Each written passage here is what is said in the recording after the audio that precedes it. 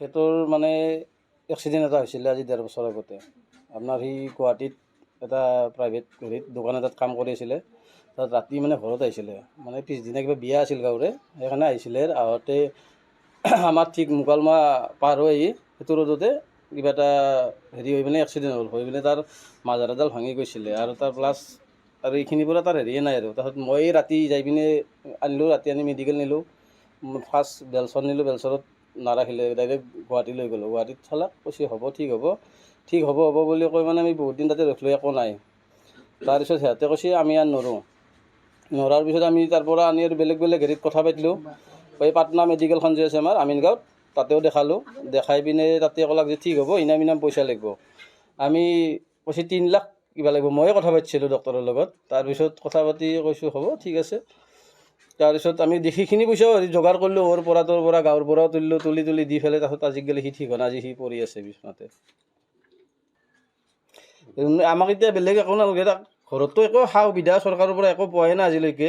বা আমাৰ স্থানীয় বিধায়ক নাৰায়ণ দেৱকো আমি জনাইছিলোঁ, তাক দেখাইছিলোঁ নি পিনে, কিন্তু তাক একো দিয়া নাই। ঘৰততো একো নাপায়। কিন্তু এতিয়া আমি এটাই অনুৰোধ জনাইছোঁ যে ডক্টৰ হেমন্ত বিশ্ব শৰ্মা দেৱক যাতে তাৰ উন্নত চিকিৎসাৰ কাৰণে তেখেতে কিবা এটা কৰে।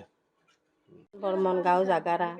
গতিকে তেখেতৰ মোটামুটি 1-1.5 বছৰ আগতে এটা এক্সিডেণ্ট হৈছে, বাইক এক্সিডেণ্ট হৈছে। এক্সিডেণ্টটো সাধাৰণ নহয়, তাৰমানে গুৱাহাটীৰ পৰা আহি থাকাতে তাৰমানে হৈছে। তেওঁ কৰ্ম কৰিছিল তাতে কিবা এইবিলাকত এক্সিডেণ্টটো হ'ল। তেওঁৰ হৈ পেলাই তাৰমানে পিঠিৰ ৰাজাৰাল এখন হেৰি হৈ গৈছে, যাই তাৰমানে তো চিকিৎসা আমাৰতো পৰা নাই ভালকৈ, যিখিনি কৰিব লাগে সেইখিনি পৰা নাই। টকা পইচাৰ অভাৱ, সাধাৰণ মানুহ আমি। গতিকে এতিয়াতো অন্তিম অৱস্থাই হেন আনিছে। গতিকে কোনো চৰকাৰৰ পৰা সা সুবিধা পোৱা নাই। দেউতাকটো মিস্ত্ৰী কাম কৰে, ঘৰো চলাব লাগে, তাৰ খয়ে জগাল ধৰে না ডাক্তৰ তাকে এনেই।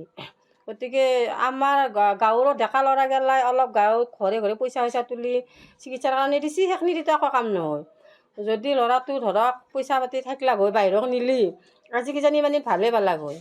এতিয়া ভাল নাপাৰ কাৰণে, দুখীয়া মানুহৰ কাৰণে আমাৰ তাৰমানে এনাহান অৱস্থা হৈছে। তাৰমানে ধৰকচোন জীৱনটো বাচা হেৰি থাকিলেও তাৰমানে আমি মৃত্যুমুখত পৰিব লগা হৈছে। ধৰক আয়ুস আছে, টকা পইচাৰ অভাৱত আমাৰ মৰিব লগা নহয় সাধাৰণ মানুহ।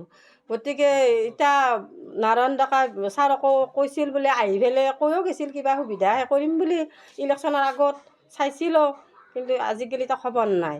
গতিকে আমাৰতো ডক্টৰ হিমন্ত বিশ্ব শৰ্মাই তেখেতে বহুত সহায়ো কৰিছে, আমাৰ মহিলাসকলকো সহায় কৰিছে। গতিকে এই ল'ৰাটোকো যাতে এই মৃত্যুৰ মুখৰ পৰাই বাচই অলপ যাতে উন্নত চিকিৎসা কৰে, তাৰ কাৰণে তেখেতক আমি গোটেইকেইটা আহ্বান জনাইছোঁ, তেখেতে এইখিনি আমাক সহায় কৰে। এক্সিডেণ্ট হৈছিল 1 বছৰমান আগতে, 1.5 বছৰ হ'ল এতিয়া। ৰাজহাড়া ভাঙি কিনে এতিয়া ৰাজহাড়াডাল ঠিক হৈছে, কিন্তু পিছফালটো একদম ঘাঁ হৈ গৈছে, অৱস্থা নাই। তাৰপিছত ড্ৰেছিং কৰি থাকিব দিছে ডক্টৰে, GMCক নিলোঁ, ড্ৰেছিং কৰি থাকিব দিছে, মেডিচিনো দিছিল। কিন্তু মেডিচিন এতিয়া পাৰাখিনি খোৱালোঁ, এতিয়া বাকীখিনিতো পাৰা নাই না। ডেইলি 700-800 টকাৰ মেডিচিন লাগে, সেইখিনি এতিয়া পাৰা নাই খোৱাবৰ কাৰণে। এতিয়া বিচনাতে আজি 1 মাহমান হ'ল, একো খাবও নোৱাৰে, উঠিবও নোৱাৰে, একো নোৱাৰে। দাদা হয়। দেউতাই কি কাম কৰে? দেউতাই মিস্ত্ৰী। দেউতা আৰু তুমি অকল চাই? দেউতা আৰু মই। তুমি কি আহ্বান জনাবা মুখ্যমন্ত্ৰীক? মুখ্যমন্ত্ৰীক এইটোৱে আহ্বান জনাইছোঁ যে আমাক একো পইচা পাতি একো নালাগে, খালি উন্নত চিকিৎসাটো কৰি দিলে। নাৰায়ণ ডেকা আমাৰ যিজন বিধায়ক কিবা জনাইছে? নাৰায়ণ ডেকা ছাৰক 3 বা 4 বাৰমান আবেদন দিলোঁ, নাই এতিয়ালৈকে একো হোৱা নাই। ইয়াত আহিছিল নে নাই? ইয়াত ইলেকশ্যনৰ আগত মেম্বাৰ নিৰ্বাচনত আহিছিল, তাতে লৈ গ'লোঁ। তাৰপিছত নাই, চালাক চাই কিনে একো কোৱা নাই। কিবা ফৰ্ম আনি ফিল আপ কৰি জমা দিব দিছে, দিলেও একো নাই, তেতিয়াৰ পৰা একো নাই।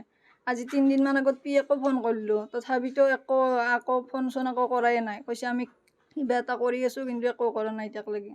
ইয়াত কোনো অহা নাই? নাই অহা নাই। যিকোনো খবৰৰ বাবে যোগাযোগ কৰক আমাৰ এই নম্বৰত 9181 307 221।